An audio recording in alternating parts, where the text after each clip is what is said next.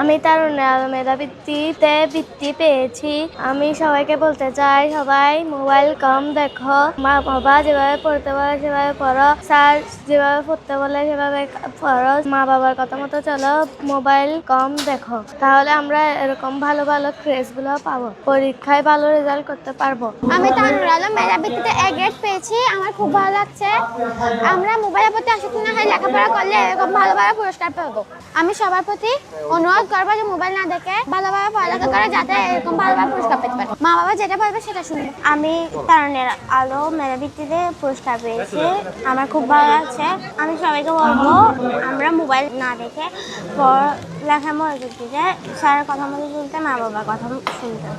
আজকে তারুণ্যের আলোর সাথে আমরা সংশ্লিষ্ট হয়েছি। তারুণ্যের আলো জিনিয়াস স্কলারশিপ উপলক্ষে মাদক ও কিশোর গ্যাং কনফারেন্সটি করা হয়েছে। আমি ছোট ছিলাম তখন আমার অনেক স্বপ্ন ছিল মানুষকে অনেক হেল্প করব, সাহায্য করব, সামাজিক কাজে আমি নিয়োজিত থাকব। আশা করছি আমি সেই পর্যায়ে আমি আসতে পারছি। যেখানে ছেলে মেয়েরা মাদকাসক্ত হচ্ছে সেখানে তারুণ্যের আলোর সদস্যরা সেটা প্রতিরোধ করছে। সেই সংগঠনের একজন সদস্য হতে পেরে আমি নিজেকে গর্ববোধ করছি।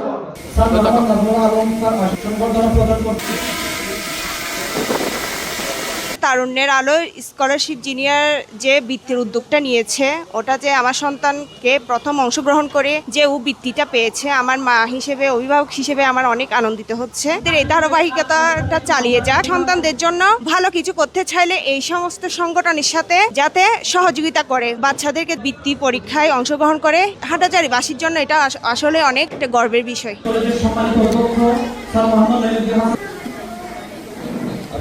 বর্তমান সময়ে আমরা যেভাবে মাদকাসক্ত হচ্ছি, আমাদের তরুণরা যেভাবে বিপদে যাচ্ছে, সেই জায়গা থেকে আমাদের এই তরুণ ছোট ভাইয়েরা যেভাবে মাদকের বিরুদ্ধে তারা সোচ্চার হয়ে সুন্দর একটি কনফারেন্সের আয়োজন করেছে এবং একই সাথে জিনিয়াস বৃত্তি পরীক্ষার যে রেজাল্ট তারা দিয়েছে, কচি কাঁচা শিশুদেরকে তুলে আনার ক্ষেত্রে তাদেরকে জাতীয় সম্পদে রূপান্তর করার জন্য যে প্রচেষ্টাটা তারা বা যে উদ্যোগটা তারা হাতে নিয়েছে, সত্যি তারা প্রশংসার দাবিদার।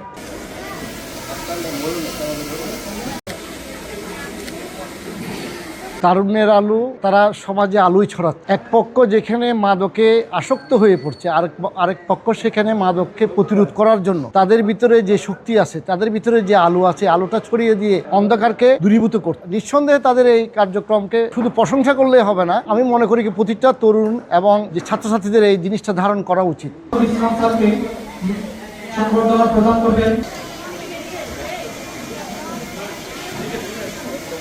আমি মনে করি মাদক আমরা ঘর থেকে সৃষ্টি করি। কেমন সৃষ্টি করি? যেমন আমাদের অনেকের অভিভাবক আছে, আমরা ধূমপান করি। আমার সন্তানকে বলি, বাবা দোকান থেকে আমাকে 2টা সিগারেট এনে দাও। তো আমার সন্তান সিগারেট আনতে আনতে কী করে, একসময় বলতেছে এটা কী জিনিস, আমার বাবাকে আমি একটু খেয়ে দেখি না। উঠে আমরা স্বামী স্ত্রী ঝগড়া করি। আমরা সন্তানের সামনে যখন ঝগড়া করতে করতে যাই, আমার সন্তান বাবাকেও কন্ট্রোল করতে পারে না, মাকেও কন্ট্রোল করতে পারে না, সে তখন বাইরে যায় মাদক আসক্ত হয়ে যায়। তো এখানে মায়েরা যারা আছেন, আপনারা নামাজ পড়ার সময় পাশে আপনার সন্তানকে রাখবেন। নামাজ পড়ুক বা না পড়ুক, সে বসে থাক, আস্তে আস্তে আপনি বসে রাখতে রাখতে রাখতে রাখতে সে নামাজের প্রতি আকৃষ্ট হবে। শুক্রবারে আপনার সন্তান যখন মসজিদে যাবে, তখন আপনারা মায়েরা বাবারা তার হাতের মধ্যে 5 টাকা 10 টাকা গুজিয়ে দিবেন মসজিদে দান বাক্স দেওয়ার জন্য। তখন ঘরের মধ্যে কেউ যখন ভিক্ষুক আসবে, চাউল বা টাকা যেটা দেন তার হাত দিয়ে দিবেন। আস্তে আস্তে সন্তানদেরকে এভাবে সুশিক্ষা শিক্ষা দিবেন। আপনার শিক্ষা অর্জন করতে হলে আপনার পরিবারের আদর্শ লাগবে, পরিবারের শিক্ষা লাগবে।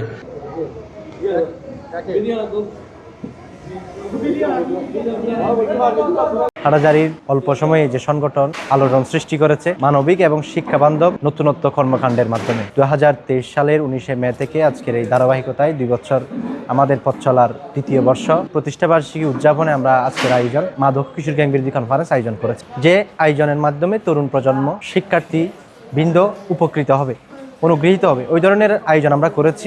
আমাদের প্রত্যেকটা কর্মকাণ্ডের নেপথ্যে আপনি দেখবেন কোনো একটা উদ্দেশ্য লুকায়িত থাকে। বাংলাদেশও গোটা বিশ্বের তরুণ প্রজন্মকে আমরা দেখাচ্ছি, তরুণ প্রজন্ম যদি চায় যে কোনো নেশা থেকে, যে কোনো আসক্তি থেকে নিজেকে নিবৃত রাখতে পারে। এটার একটা প্রকৃষ্ট উদাহরণ হচ্ছে আমাদের আজকের আয়োজন। আপনারা সন্তানদের ধ্রুবতারা হিসেবে কাজ করবেন ইনশাআল্লাহ। আপনারা এটা ভালো করে পড়বেন।